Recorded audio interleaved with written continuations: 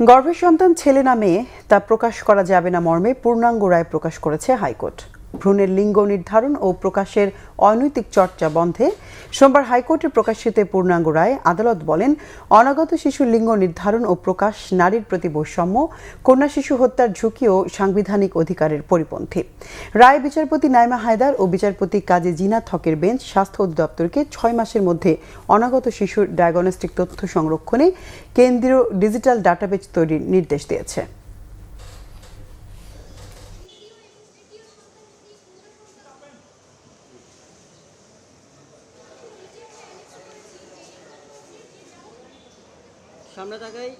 আজ এই রায় লিখিত আকারে প্রকাশ হয় এবং রায়ে আদালতের মূল বিষয়টা ছিল, মূল সারাংশ হচ্ছে যে অনাগত শিশু লিঙ্গ নির্ধারণ প্রকাশ নারীর প্রতি বৈষম্য, কন্যা শিশু হত্যার প্রবণতা এবং সামাজিক ভারসাম্যহীনতা এবং সাংবিধানিক অধিকারের পরিপন্থী।